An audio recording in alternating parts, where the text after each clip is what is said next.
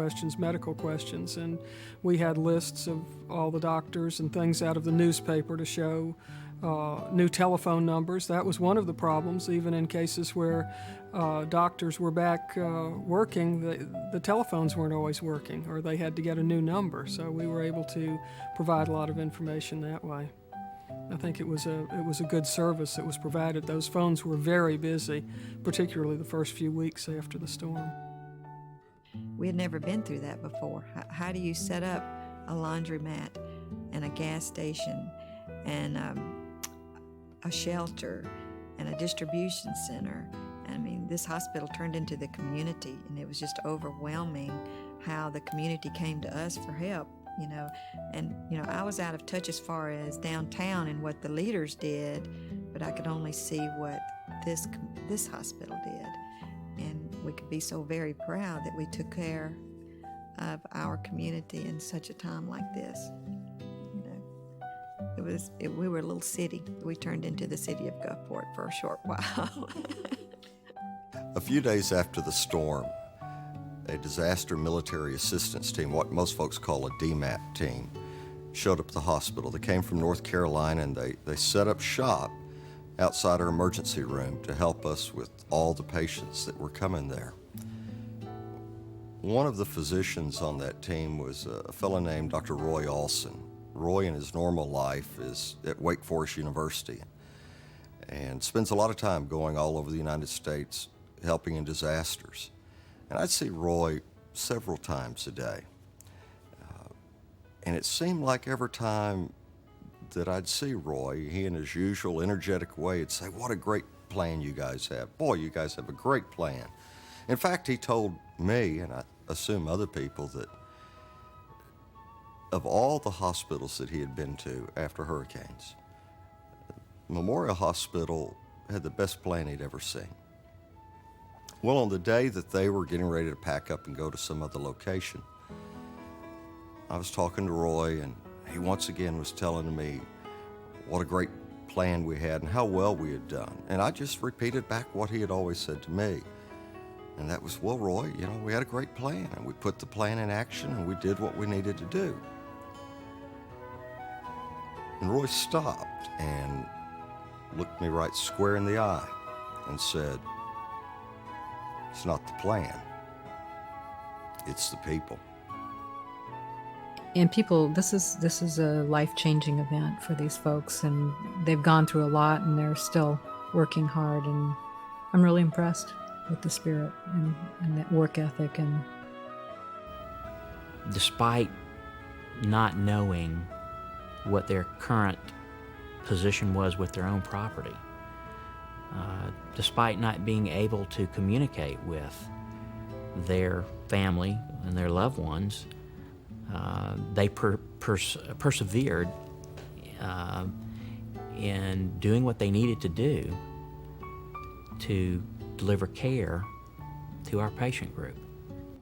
Everyone came together, you know, physicians, nurses, support staff. They all ran to do whatever they could. Everyone forgot about, you know, what problems they have. Do they have a house left? Do they have what's going outside? And start seeing patients. You know, we would go to the emergency room. We wouldn't know whose patient that is. You just, someone's sick, you just go take care of him. You go just. Even the dietary staff, certainly the physical plant staff, everyone that just kept the hospital running.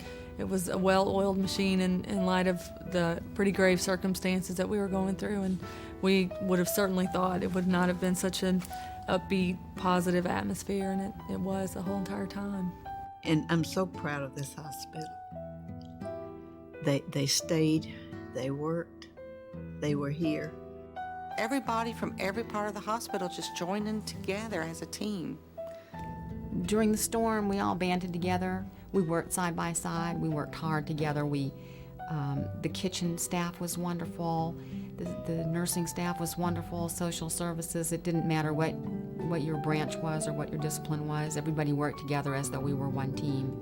Some of the most unsung heroes of all of this, places that always get so little credit, and deserve so much more. Housekeeping, dietary, engineering, and administration.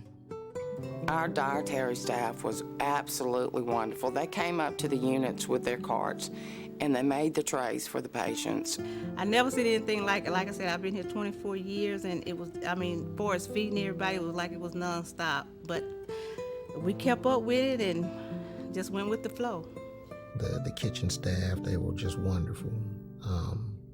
No one, everybody responded well. No one seemed to be real selfish about anything. Everybody knew the situation, the circumstances, and, everybody, I was amazed.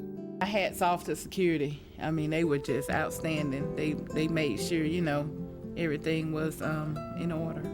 The nurses, of course, are always awesome. I couldn't say. The ones that were here through the storm did what they had to do. The ones that came back after got back as quickly as they could. The whole thing, with helicopters flying patients in, and everybody was so upbeat, ready to go out there and help them to do whatever they could to pull together to make these people better.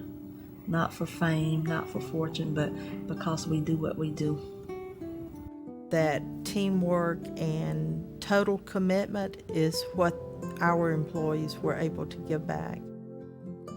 We've learned a lot about how people work and how well we work together as team players, and that's our mission, is to provide for the community whatever's necessary and to do it as a team. There was no greater call to be a nurse or a physician or a rad tech or a respiratory tech or a registration person, anything in healthcare, than it was right now. This was the greatest natural disaster to hit the United States, and we were the hospital that was whole and left standing. And not only did we do it, but we did it well. You can't replace a team like we had. Can't do it. And when I think about it, I'm proud that I was part of that.